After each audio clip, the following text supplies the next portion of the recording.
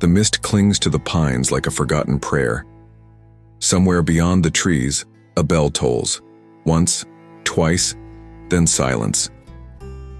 I don't know how long I've been walking, only that the forest has swallowed centuries, and I with them.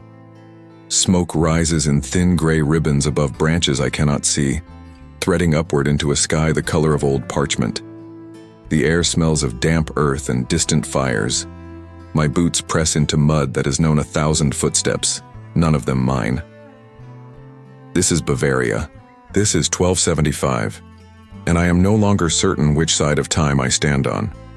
If you enjoy exploring forgotten places and lost centuries, make sure to subscribe. Our journey is just beginning. The forest breaks suddenly, as if yielding to something older than itself. Before me, the valley unfolds in shades of green I have no name for, fields stitched together in uneven strips, a river curving like beaten silver through the low country, and beyond it all, the village. Small, humble, impossibly real. The houses rise from the land as though grown rather than built, their timber frames dark against white plaster, their roofs steep and shingled with wood that has weathered into the color of stone. Smoke drifts lazily from chimneys, merging with the morning fog that still clings to the meadows. I stand at the edge of the tree line and simply breathe. The sound reaches me first. The rhythmic clang of a hammer against anvil, the high laughter of children somewhere out of sight, the distant crow of a rooster announcing what must be mid-morning. There is no haste here, no urgency.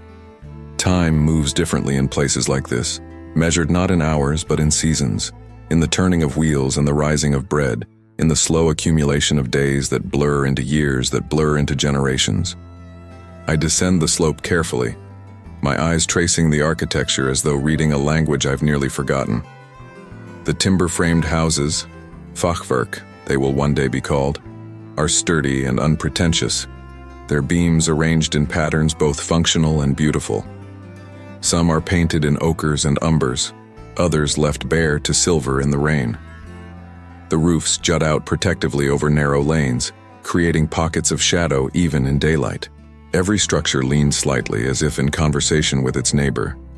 The smell of wood smoke intensifies as I approach, mingling now with other scents: fresh bread, the earthy tang of manure, the sharpness of cut timber, and something sweeter, perhaps honey, or apples fermenting in barrels somewhere unseen. My stomach tightens with a hunger that is not quite physical. A dog barks once, then falls silent. I pass the first house and notice the small details that anchor this place in its particular moment. The iron hinges on shutters, the thickness of glass in windows, rare, precious. The way the thatch has been bound with such care that not a single strand is out of place. There are no straight lines here, no perfect angles. Everything bears the mark of human hands, the slight imperfections that speak of craftsmanship passed down through blood and observation. In the distance, a church tower rises modestly above the roofline, its stone the color of winter sky. The bell I heard in the forest must have come from there, a voice calling the faithful, marking the hours, binding the community to something larger than bread and labor. I realize I am holding my breath. This is the Holy Roman Empire in its middle years, a patchwork of territories and allegiances, of dukes and bishops and emperors whose authority reaches like light through fog, sometimes bright, often diffuse. But here, in this valley, those distant powers feel abstract. What matters is the soil, the season, the next meal, the roof that keeps out rain. What matters is survival, and the small beauties that make survival bearable. I walk further into the village, my foreignness obvious in every step, yet no one stops me. Perhaps travelers are common enough.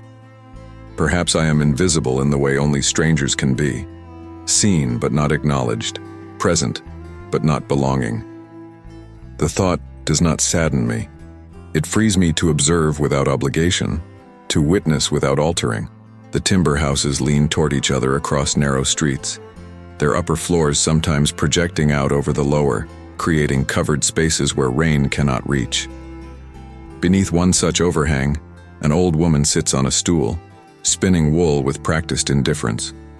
Her hands move without thought, muscle memory encoded across decades. She does not look up as I pass. I feel the weight of it all beginning to settle. The reality of being here, of stepping into a world that exists in the seam between history and imagination. My heartbeat slows to match the rhythm of this place.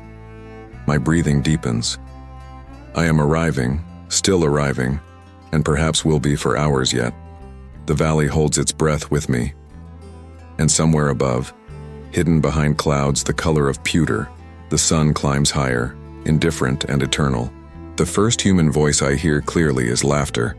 A woman's, low and unguarded, rising from somewhere behind a half-open door.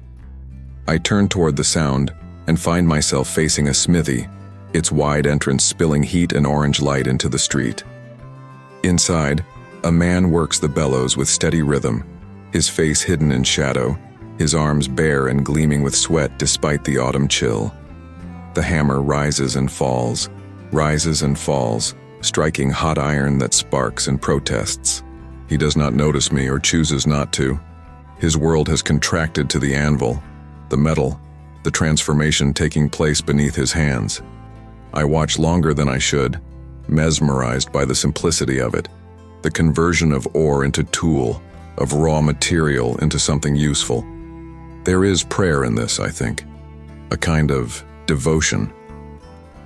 Beyond the smithy, the street opens into a small square where life moves with the casual choreography of routine. Two women stand near a well, their voices a soft murmur in a dialect I recognize but cannot fully understand. Old High German shaped by Bavarian hills and centuries of isolation.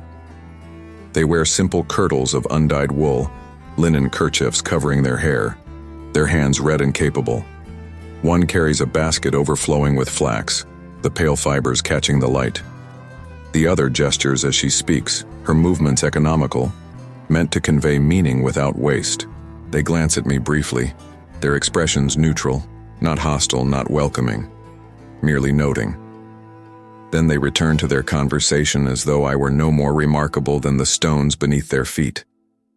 A boy runs past, barefoot despite the cold, chasing something I cannot see. His tunic is patched at the elbows, his hair unevenly shorn. He shouts in a voice that hasn't yet broken, and somewhere another child answers. Their game is ancient, timeless, tag perhaps, or some variation born of imagination and too much energy. I continue walking, drawn forward by nothing more than curiosity and the quiet hum of life unfolding around me. A shepherd emerges from a side lane, guiding a small flock of sheep with a stick and sharp commanding syllables. The animals move as a single organism, their wool thick and dirty, their eyes black and unbothered. The shepherd is young, perhaps 15, his face already weathered by sun and wind. He wears a felt hat pulled low, a woolen cloak pinned at the shoulder with a simple bronze brooch. When he sees me, he nods, just once, barely perceptible, and I nod back. The exchange feels weighted with meaning I cannot name. As the sheep pass, the smell of lanolin and dung fills the air, sharp and oddly comforting. I notice the clothes now everywhere, tunics and cloaks and hoods in shades of brown and gray and the occasional faded blue. Nothing bright, nothing ostentatious. Sumptuary laws and simple economics ensure that color belongs to the church and the nobility. Here fabric is practical, heavy, designed to last through seasons of labor. Leather belts cinch waists, wooden clogs protect feet. Hands are bare or wrapped in rough cloth against the cold. From an open doorway comes the smell of roasting meat and fermented grain, a tavern perhaps, or simply a home where someone is brewing ale. The scent is thick, almost yeasty, mingling with wood smoke and the faint sweetness of rotting apples. My mouth waters involuntarily. I pause near the entrance, and through the dim interior I catch glimpses of figures seated at rough-hewn tables, clay mugs in hand, their voices a low rumble of conversation. Someone laughs, a man, deep-chested and sudden. The sound is warm, genuine, and it makes the building feel alive. But I do not enter. Instead, I stand at the threshold, neither inside nor out, watching the way firelight flickers against timber beams, the way shadows dance on plaster walls. I am conscious of my otherness, the way I do not quite fit into the rhythms of this place. I am tolerated perhaps, but not invited. Not yet. A woman appears in the doorway, wiping her hands on a stained apron. She is middle-aged, strong-shouldered, her face lined with work and weather. She looks at me with eyes that assess quickly. Stranger, harmless, unlikely to cause trouble. And then she speaks. The words are unclear, but the tone is universal. Are you coming in, or just blocking the light? I step aside, murmuring something apologetic in a language she doesn't recognize. She shrugs and disappears back inside. The moment passes and I am alone again in the street, the sounds of the tavern fading behind me. I breathe deeply, tasting wood smoke and damp stone and something I can only describe as time itself. The accumulated weight of centuries lived slowly, deliberately, without the luxury of haste. Somewhere a church bell rings the hour, though I have lost count of which hour it might be. The village continues its quiet hum, and I, a ghost passing through, continue mine. By the time the sun has fully burned away the morning mist, the village has settled into its daily rhythm, a rhythm as old as the first human who planted seed and waited for harvest. I find myself drawn toward the market square, a modest clearing where wooden stalls lean against one another like old friends. The ground is hard-packed earth, rutted from cartwheels and stamped by countless feet. Here, the life of the village concentrates, becomes visible, tangible. A baker's wife arranges loaves on a plank, dark, dense rounds of rye bread, their crusts thick enough to serve as bowls. The smell is profound, almost sacred, the scent of grain transformed by fire and yeast into sustenance. She calls out prices in a sing-song voice, her words rising and falling in a cadence that needs no translation.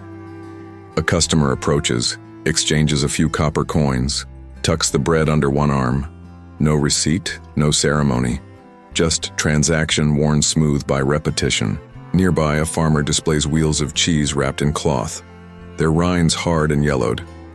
Another sells honey in clay pots sealed with wax, the amber liquid glowing like captured sunlight. There are bundles of herbs, thyme, sage, something I don't recognize, and baskets of apples gone soft with storage but still edible, still valuable. Nothing is wasted here.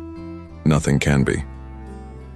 I watch a woman haggle over a handful of eggs, her voice sharp but not unkind. The seller, a girl no more than 12, holds firm on her price, her chin raised in stubborn dignity. Eventually they reach agreement, and the transaction is completed with a nod and a murmured blessing. The market is not loud. There is no shouting, no aggressive salesmanship. Instead, conversations overlap in a low hum, punctuated by laughter and the occasional raised voice, but mostly just the steady murmur of commerce and community intertwined. I drift between the stalls, my senses overwhelmed.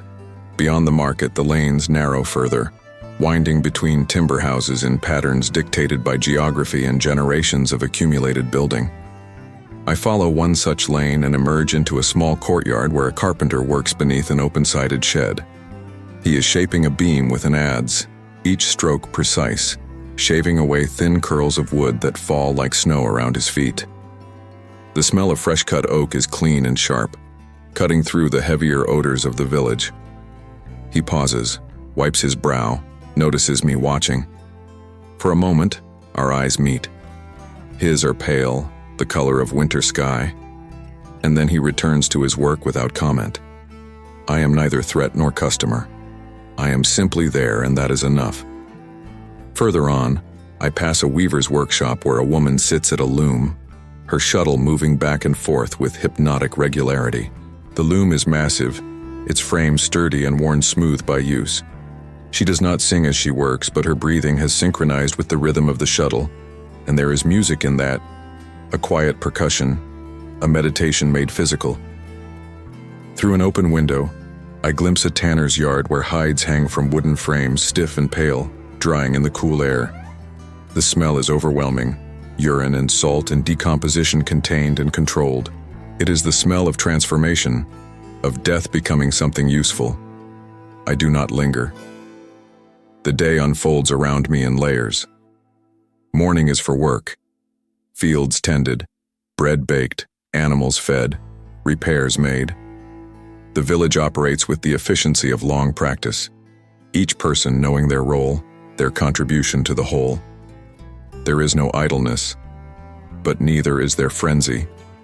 The pace is steady, sustainable, dictated by the limits of human endurance and the availability of daylight. By afternoon, the rhythm shifts slightly.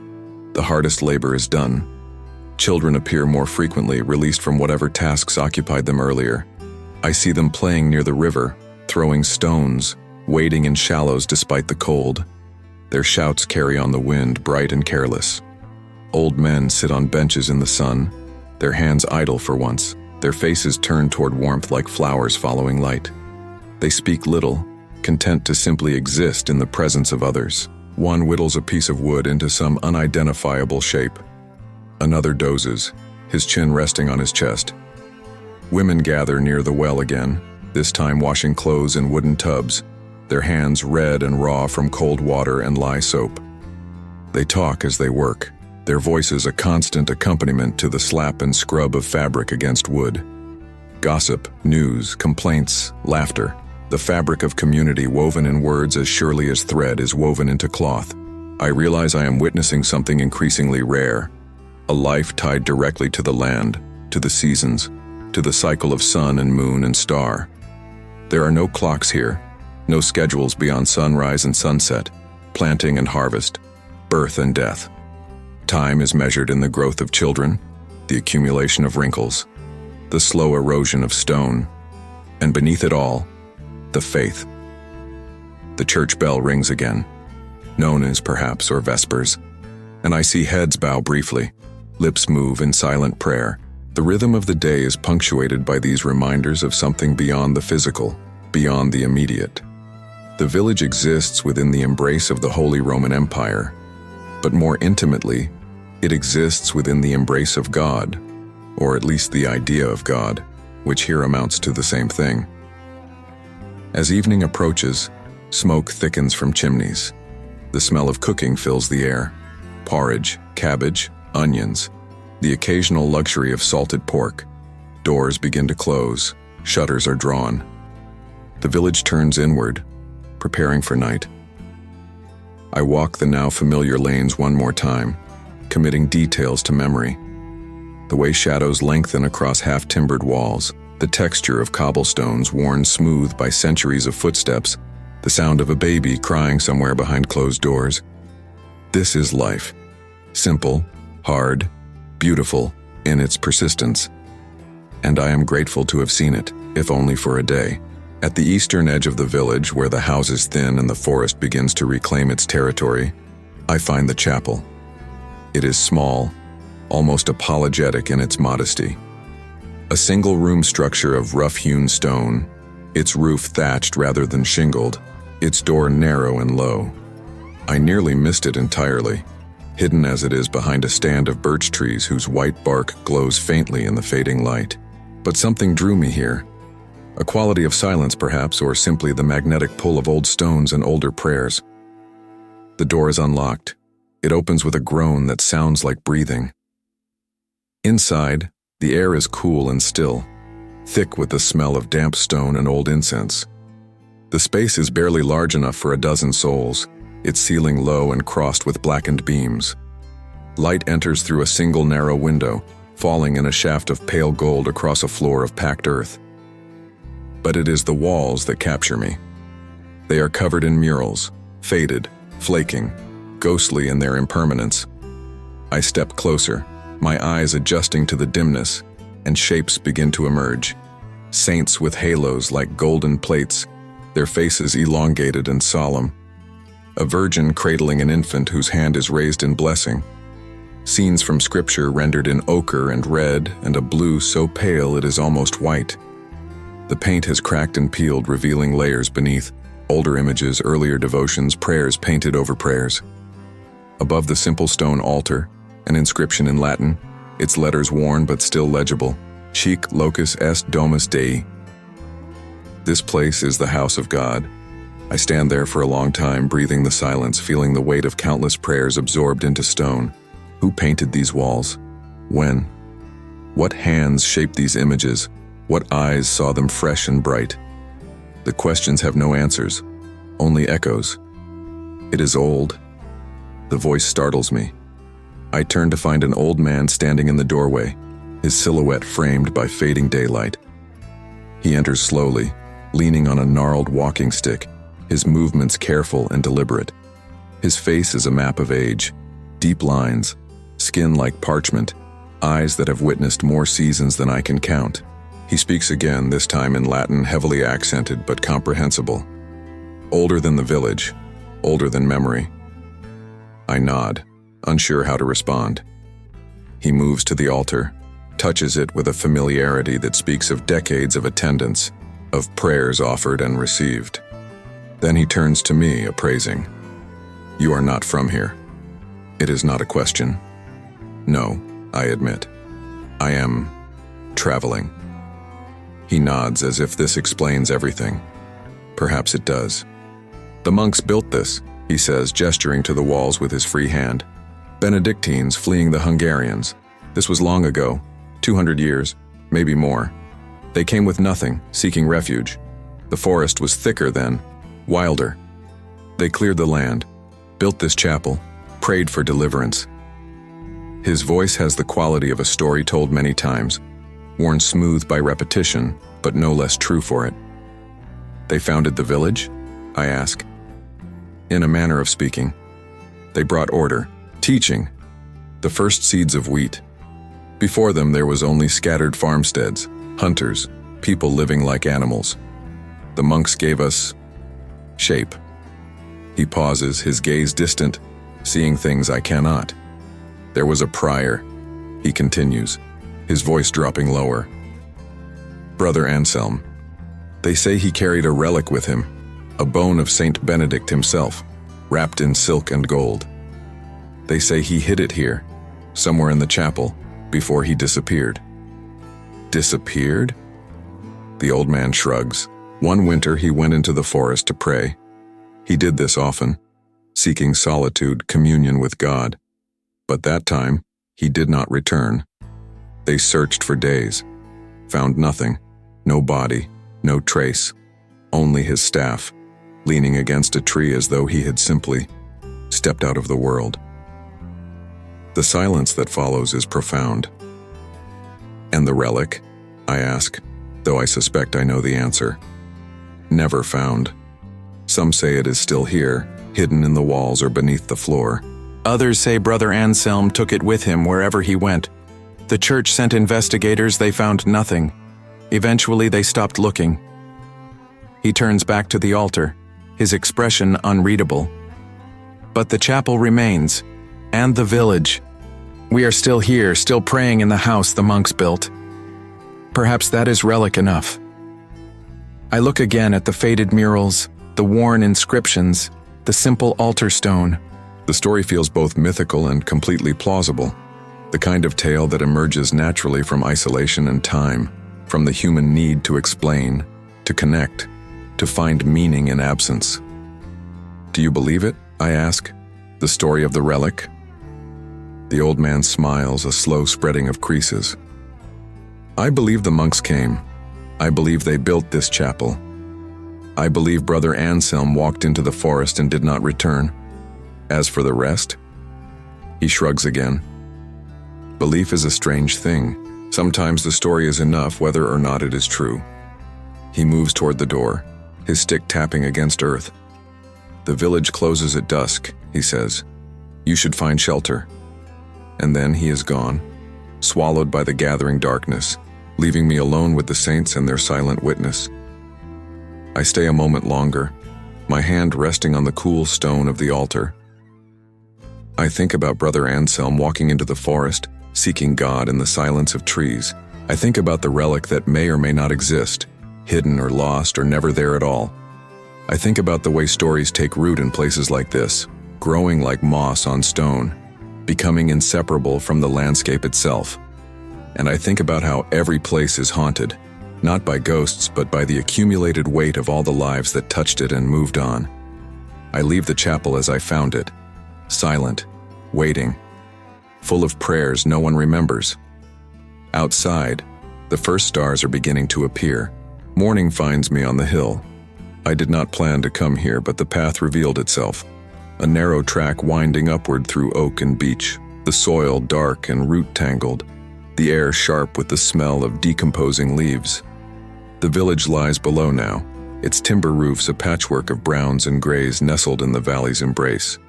Smoke rises in vertical threads, marking hearths and lives continuing their ancient patterns. But it is what stands above that commands attention. The fortress emerges gradually through the trees, first a suggestion of stone, then a wall, then the full weight of its presence. It is not large by the standards of great castles. There are no soaring towers, no elaborate battlements. But it is solid, unmistakably permanent, built to endure. The walls are thick, constructed from the same gray limestone that bones the hills, their surfaces pitted by weather and time. A single tower rises at the northern corner, square and severe, its narrow windows like watchful eyes. Above the gate, a banner hangs limp in the still air, a device I do not recognize, possibly a local lord's arms, the colors faded by sun and rain to indistinction. The gate itself stands open. I hesitate at the threshold, but no guard appears. No challenge is issued. Either my presence has been noted and deemed harmless, or the fortress is less vigilant than it appears. I step through into a small courtyard paved with uneven stones, weeds sprouting between them in defiant green. The space is austere, functional. A well sits at the center, its rim worn smooth by rope and bucket. Against one wall, a stable from which comes the warm smell of horses and hay. Somewhere out of sight, metal clangs against metal, repairs being made, weapons maintained, the endless work of keeping stone and iron from surrendering to entropy. I cross to the inner wall and climb a set of narrow stairs that lead to the battlements. From here, the world expands. The valley spreads below like an illuminated manuscript, fields divided into strips of plowed earth and stubble, the river a silver thread stitching through it all, the forest a dark green sea lapping at the edges of cultivation. I can see the village entire now, its layout comprehensible from this height, the church at its heart, the market square to the west, the lanes radiating outward in organic patterns dictated by need and topography. Beyond the village, other settlements are visible, distant clusters of buildings, thin columns of smoke marking human presence in the vastness of land and sky. This is the view of power. From here, a lord can survey his domain, can see the extent of his authority made visible in tilled soil and thatched roofs. From here, he can watch for threats, bandits, rival nobles, invading armies, and coordinate defense. The fortress is protection, yes, but it is also reminder. I am above you. I see you. Your safety depends on my strength. The Holy Roman Empire is a fragmented thing, a patchwork of allegiances and competing jurisdictions. Emperors come and go. Their authority sometimes strong, often weak, always contested. Real power resides in places like this, small fortresses on hills, held by minor nobility, whose names will not survive in histories, but whose presence shaped the lives of everyone in the valley below. I think about the peasants I saw yesterday, their labor extracted as tax and tithe, their loyalty enforced by the implicit threat of these walls. I think about the Lord who resides here, probably in residence only part of the year, spending the rest at court or on campaign, leaving stewards to manage the daily business of control. I think about the delicate balance. The Lord needs the peasants' labor. The peasants need the Lord's protection.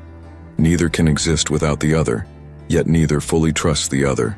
It is a system both stable and fragile, held together by custom and fear and the simple fact that no one can imagine an alternative.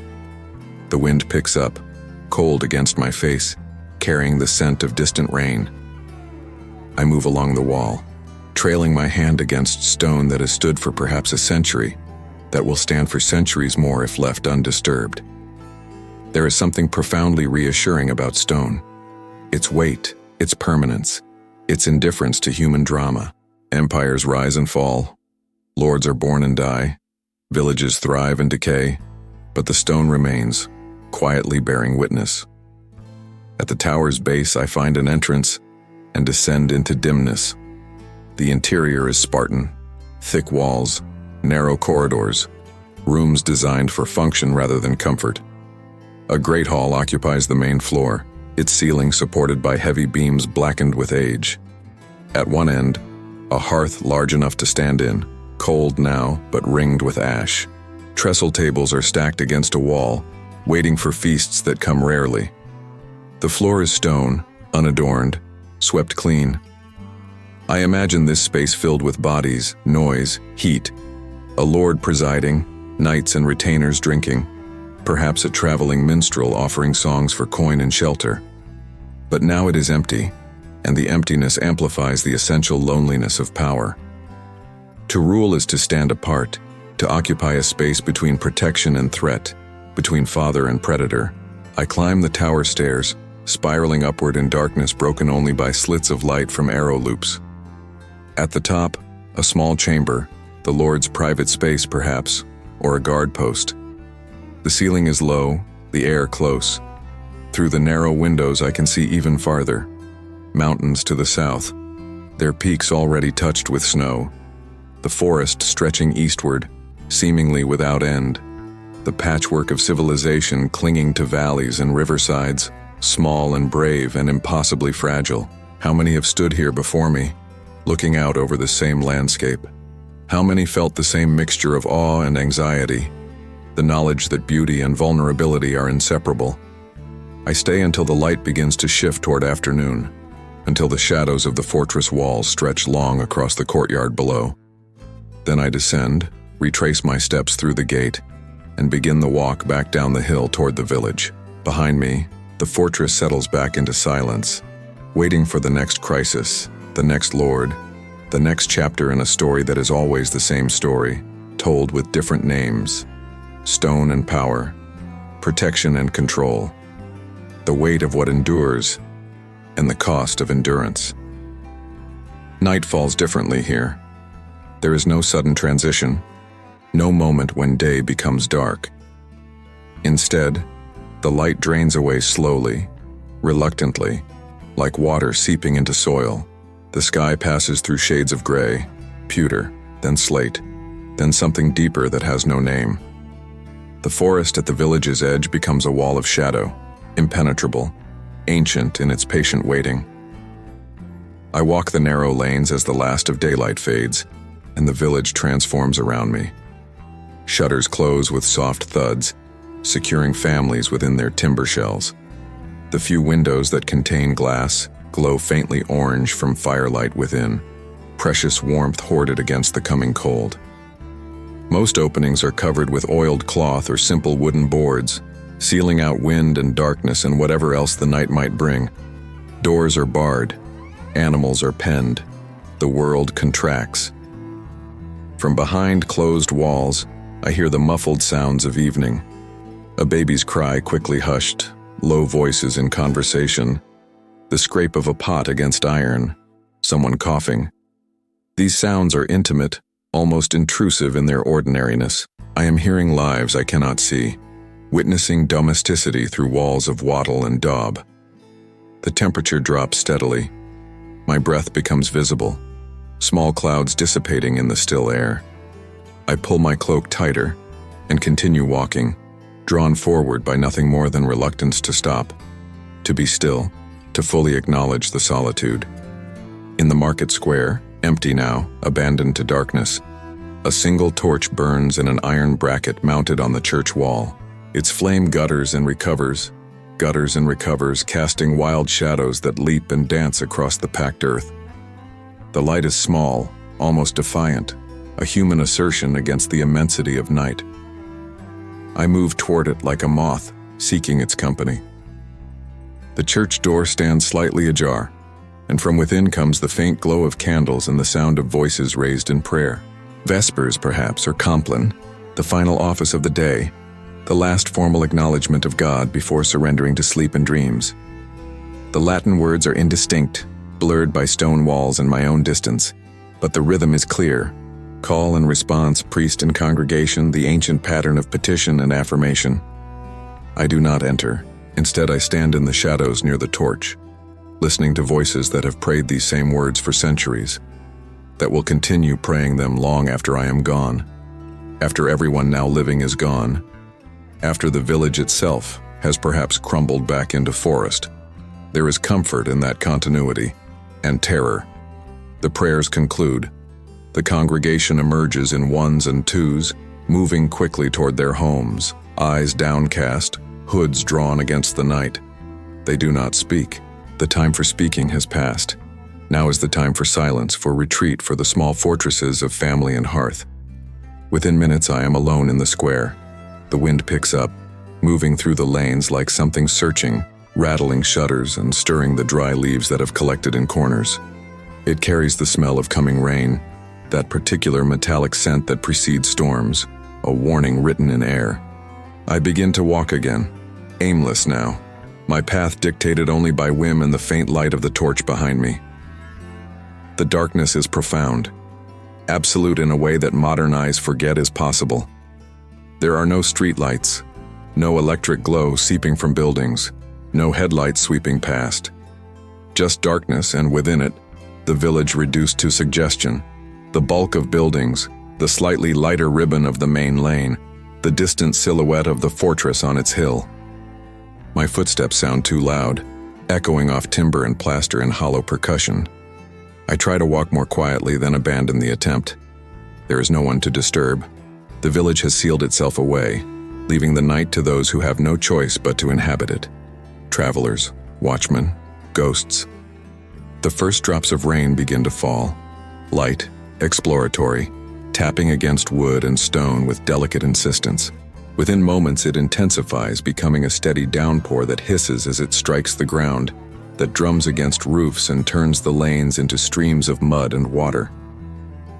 I seek shelter beneath the overhanging upper floor of a timber house, pressing myself against the wall, trying to stay dry. The rain falls like a curtain before me, silver where it passes through the faint ambient light, invisible elsewhere. The sound is enormous, drowning out all else, a white noise that erases thought, that reduces the world to sensation, wet, cold, the smell of damp earth and wood. How long I stand there I cannot say. Time loses meaning in darkness and rain.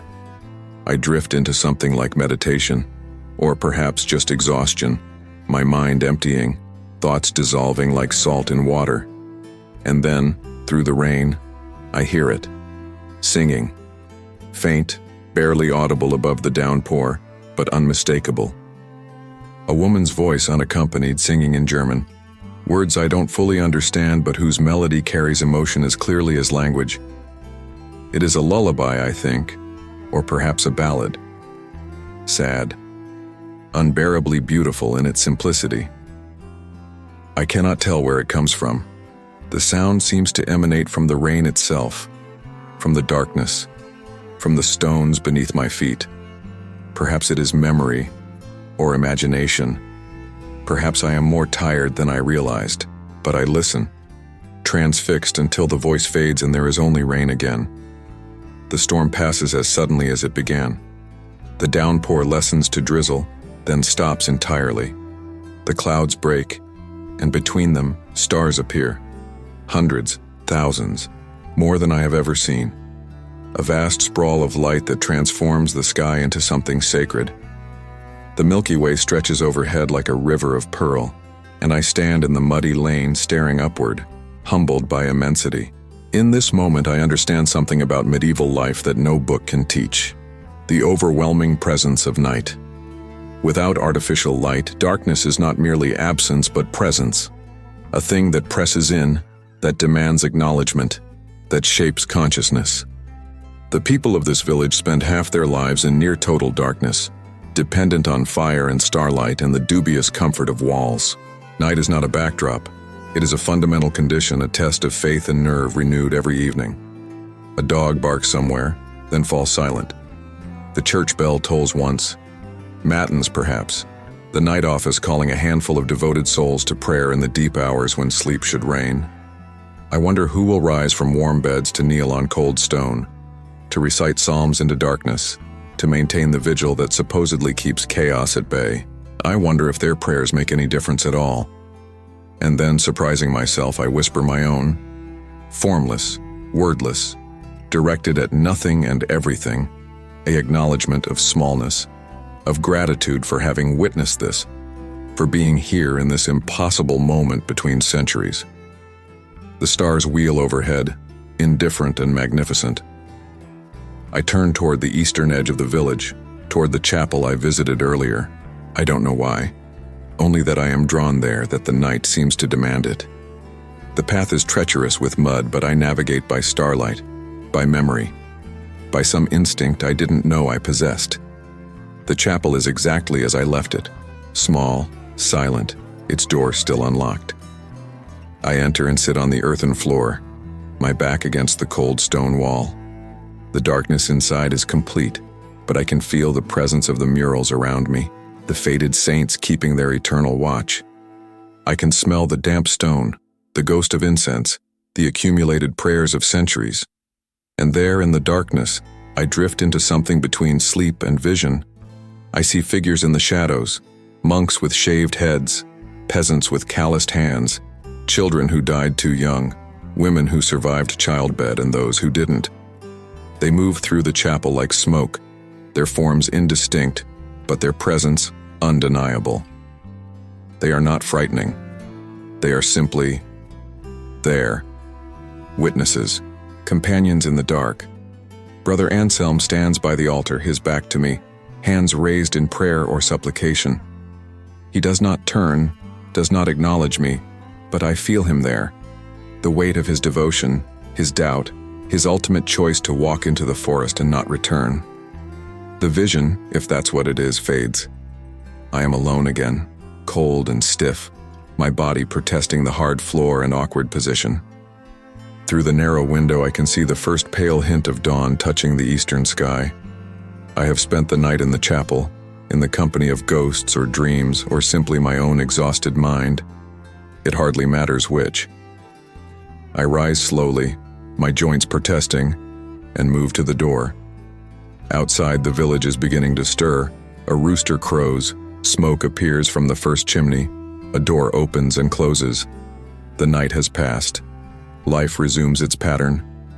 But I am changed, somehow, marked by darkness and silence and the weight of all the nights that have fallen on this place, that will continue to fall long after I'm gone. I step into the gray morning and the chapel releases me without ceremony. The world continues, and so do I. I find him in the scriptorium, though to call it such is perhaps generous. It is a small room attached to the church, accessible through a side door I hadn't noticed before. The space is barely large enough for a table, a stool, and the shelves that line two walls, laden with bound manuscripts and loose pages weighted with stones. A single narrow window admits light that falls across the workspace in a precise shaft of illumination, positioned to maximize the precious daylight hours. The man bent over the table does not look up as I enter, though he must have heard my footsteps. His concentration is absolute. In one hand, a quill, goose feather carefully trimmed and shaped. In the other, a small knife for scraping away errors. Before him, a sheet of vellum, its surface prepared with pumice, lines ruled with lead point. His hand moves with practiced precision, forming letters in a script so beautiful it seems to transcend mere writing and become prayer made visible. I wait, unwilling to disturb.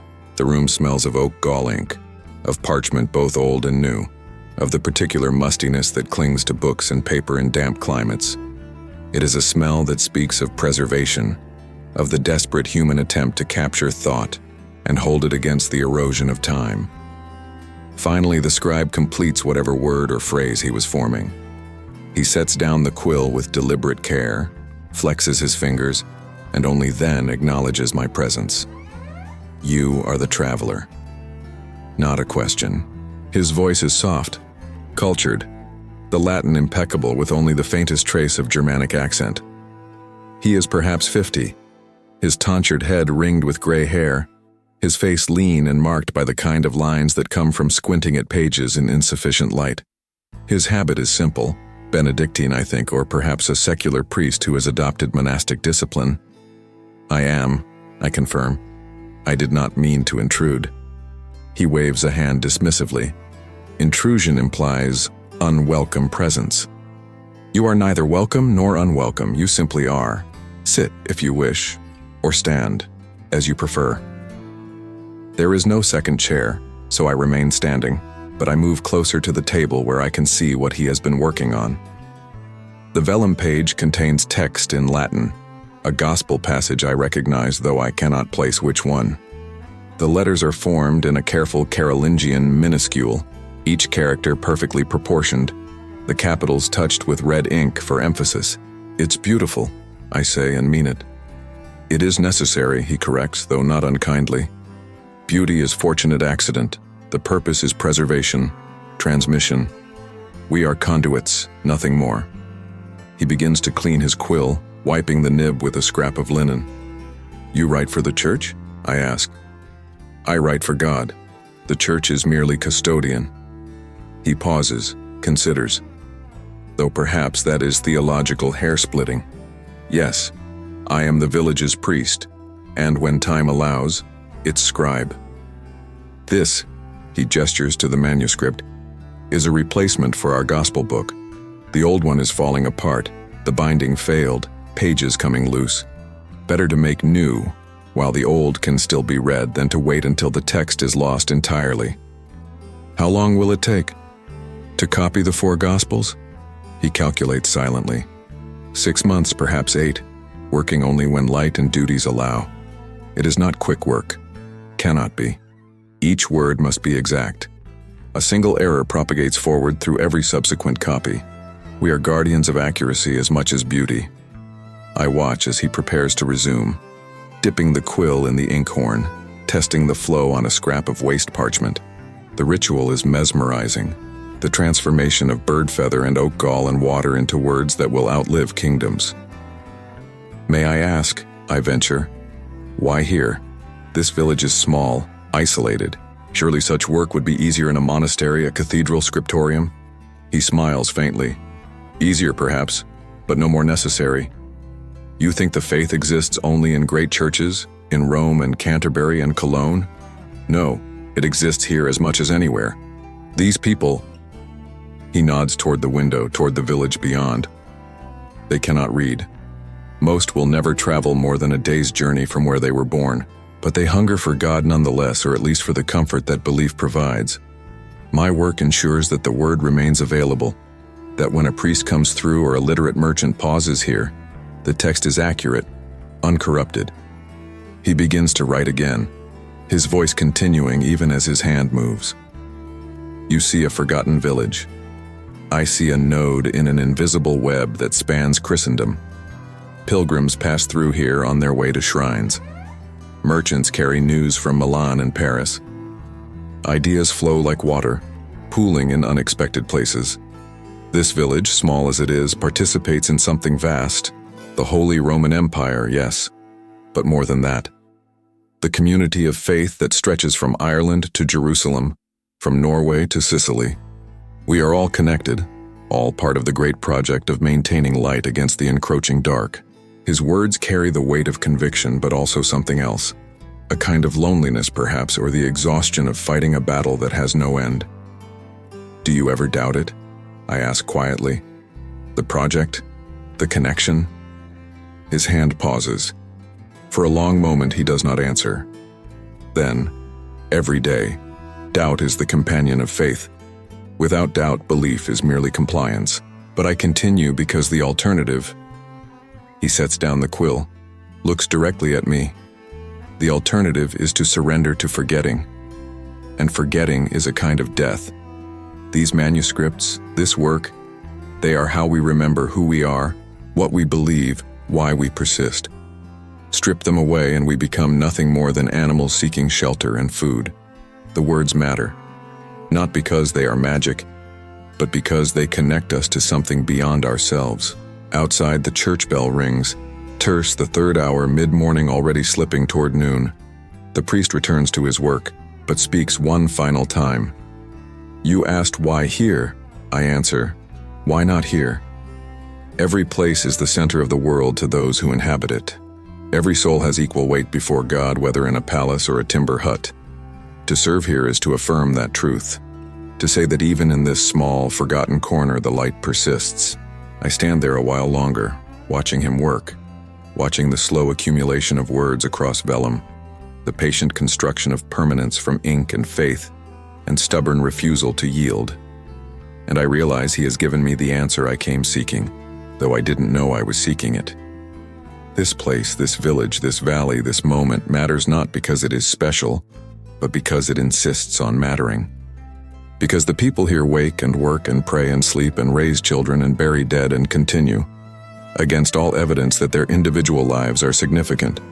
They are drops in an ocean, yes, but the ocean is composed of drops, and without each one, there would be no ocean at all. The web he spoke of is real. I am standing in it. We all are. Thank you, I say, though I'm not sure he hears me. He is already absorbed again, his quill moving steadily across the page, his concentration absolute, his purpose clear. I leave him to his work, his sacred, necessary, beautiful work, and step back into the morning light, blinking against the sudden brightness. The village continues around me, oblivious to revelation, but I carry it with me nonetheless, a gift I didn't know I needed, from a scribe whose name I never learned, in a scriptorium that history will forget. Some gifts are like that. Invisible, essential, eternal. Dawn comes soft and hesitant, as if uncertain of its welcome. I wake in the hayloft of a barn where I found shelter the previous night, an unspoken arrangement with a farmer who asked no questions and expected no payment beyond a benediction I gave in Latin he didn't understand. My body is stiff, marked by the previous day's walking and the night spent on straw that was intended for animals, not humans. But I am warm. I am dry. I am, for this moment, safe. Through gaps in the timber walls, I watch the darkness thin to gray, then to the pale blue of early morning. The village is stirring below, roosters announcing the day, the first threads of smoke rising from chimneys as fires are coaxed back to life from banked embers. Someone is coughing, a wet, rattling sound that speaks of winter ailments and insufficient warmth. A door opens and closes. Life resumes its pattern. I descend the ladder carefully, my joints protesting, and emerge into the farmyard. The air is sharp with cold, my breath visible, the ground hard with frost that glitters in the strengthening light. Everything feels crystalline, fragile, as though the world might shatter if touched carelessly. The farmer is already at work, mucking out the stable with practiced efficiency. He glances up as I pass, nods once, acknowledgement, dismissal, farewell, all contained in that single gesture. I nod back and continue into the village proper. The lanes are mostly empty still, though here and there I see early risers. The baker stoking his oven, a woman drawing water from the well, 2 boys driving a small herd of goats toward pasture outside the village walls. They move with the automaticity of routine, their actions shaped by countless repetitions until thought is no longer necessary. This is the choreography of survival, practiced daily, perfected across generations. I walk toward the market square, taking the route I've come to know over these brief days. Every turn is familiar now, every landmark cataloged, the house with the crooked shutter, the place where the lane dips and pools with water after rain, the stone wall where ivy has gained purchase and is slowly reclaiming timber for the forest. In the square, the merchant stalls are being assembled, planks laid across trestles, goods unpacked from storage, the daily market preparing to receive villagers and the occasional trader from outlying farms. The baker's wife is already at her station, arranging the morning's loaves. The smell of fresh bread fills the air, warm and yeasty and impossibly welcoming. My stomach tightens with hunger I have no means to satisfy. She catches my eye, this baker's wife, and something in her expression shifts. Recognition, perhaps, or simply the acknowledgement that I have been here long enough to be noticed, to have graduated from complete stranger to familiar stranger.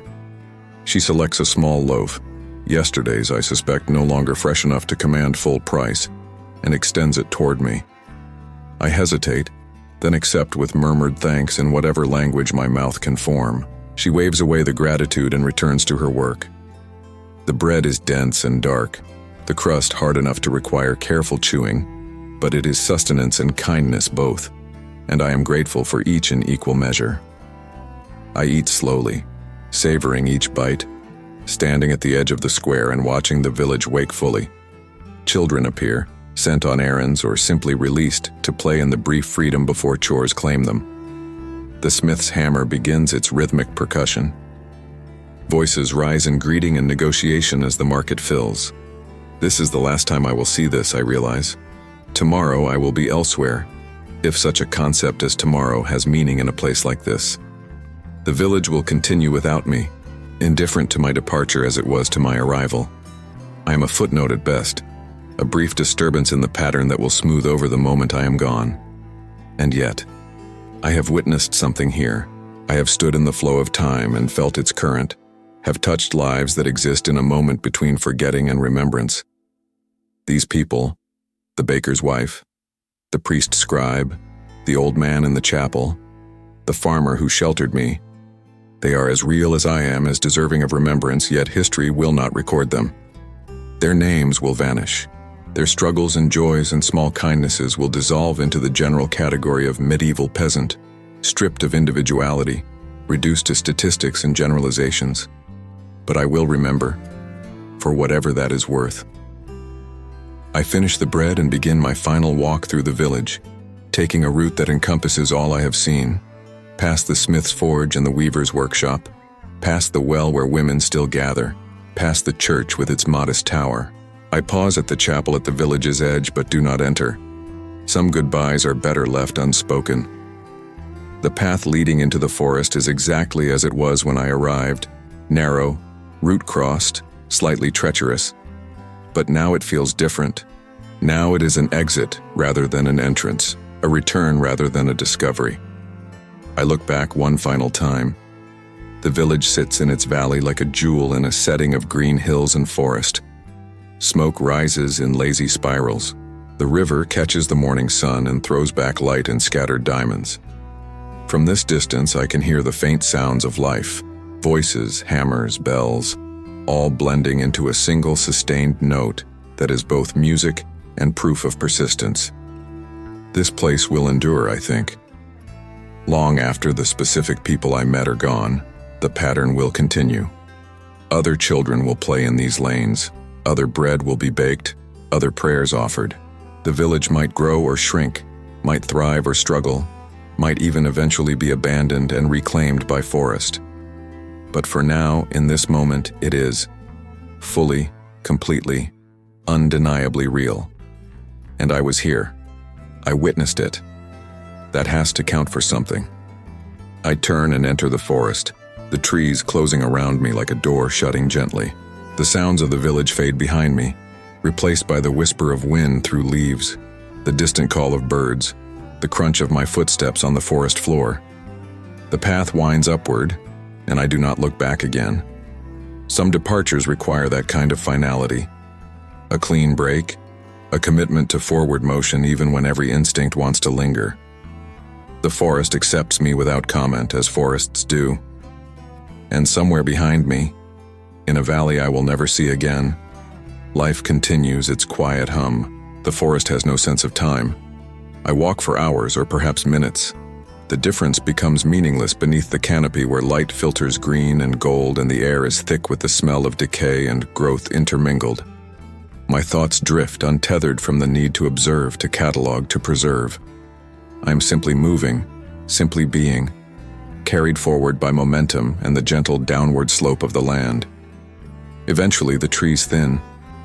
The forest releases me as casually as it accepted me, and I emerge onto a ridge overlooking a different valley, a different river, a different scatter of human habitation in the distance. And I stop. Not because I have reached a destination. There is no destination, not really. But because something requires acknowledgement, some thought that has been forming throughout these days and nights and is only now ready to be recognized. I have been traveling through time, yes. But more than that, I have been traveling through the fundamental human condition, the attempt to build meaning on ground that will not hold still, to create permanence from materials designed to decay, to connect across the unbridgeable distances between self and other, past and present, memory and forgetting. That village, Bavarian, medieval, vanished or transformed beyond recognition by the centuries that separate it from wherever I truly stand, that village was not an artifact. It was not a museum piece or a historical curiosity. It was a living demonstration of something we keep forgetting and rediscovering, that every moment contains all moments, that the past is not behind us but beneath us, supporting the thin crust of present we mistake for solid ground. The timber houses I walked among were built by hands that felt cold and heat and pain exactly as mine do. The bread I was given was baked by someone who knew hunger and generosity and the simple mathematics of survival. The prayers murmured in the chapel rose from the same confusion and hope and fear that drives prayer in every age. We are not separate from these people. We are them, wearing different clothes, speaking different languages, but animated by the same fundamental drives: to survive, to connect, to create, to be remembered. And yet we will all be forgotten. Not immediately, perhaps. Not completely. But eventually, inevitably, the specific contours of our lives will dissolve into generalization, our names into silence, our struggles into statistics. The baker's wife will not be remembered. Neither will the priest scribe, nor the old man in the chapel, nor the child I saw playing barefoot in the cold. Neither will I. And somehow, strangely, there is peace in that, because if forgetting is inevitable, then the project is not to avoid it. That battle is already lost. But to live so fully, so completely in each moment that forgetting becomes irrelevant. The bread was baked, the prayer was offered, the manuscript was copied. The child laughed. These things happened, and their happening is enough, even if no record survives. The universe does not grade us on permanence. I think about the web the priest described, the invisible network of faith and commerce and ideas that connected that small village to Jerusalem and Rome, to places and people its inhabitants would never see, but were nonetheless bound to. That web still exists, though the strands are different now. We are still connected, still participating in projects larger than ourselves, still passing knowledge and kindness and cruelty down chains of causation so long and tangled we cannot see their ends. Every place is holy ground if you stand still long enough to notice. Every moment is eternity compressed into the brief flash of now. I have stood in a medieval village and felt the weight of centuries, but I could stand anywhere and feel the same weight, if I paid attention. The grocery store parking lot contains multitudes. The dentist's waiting room echoes with all the anxieties that have ever been felt. The kitchen where I make coffee is built on layers of previous kitchens, previous hands boiling previous water for previous mouths. We are walking on graves and building sites simultaneously. The revelation, if there is one, is not that the past matters, of course it does, but that the present matters with equal weight. This moment now, as I stand on this ridge with wind in my hair and the smell of distant rain in my nostrils, this is as worthy of attention and wonder as any historical epoch, because it is my epoch, the only one I will ever fully inhabit. And when I am gone, when my specific configuration of atoms has dispersed and my consciousness has dissolved back into whatever mystery it came from, someone else will stand approximately here, will smell approximately this wind, will wonder approximately these thoughts, and the world will continue. The thought is both humbling and freeing. I do not need to be remembered to have mattered. The mattering is in the doing, in the witnessing, in the brief intersection of awareness and existence that we call life. The village taught me that. Or perhaps I brought that knowledge with me, and the village simply provided the context for recognition. It hardly matters which. I take a final breath of forest air, commit this moment to whatever portion of memory will accept it, and begin walking again, not toward any particular destination, but simply forward, into whatever comes next, because that is what travelers do. We move. We witness. We carry stories across distances both geographical and temporal. We connect past to present, self to other, moment to eternity.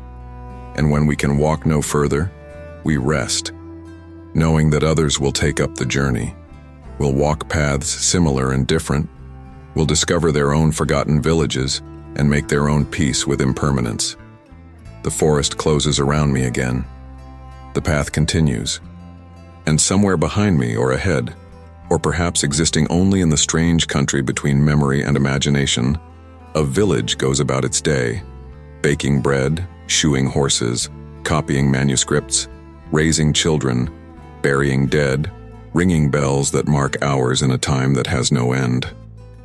Life, in all its stubborn particularity, persists, and I am grateful to have witnessed it, if only for a moment, if only in a dream. If this journey moved you, don't forget to subscribe and join me on the next voyage through forgotten worlds.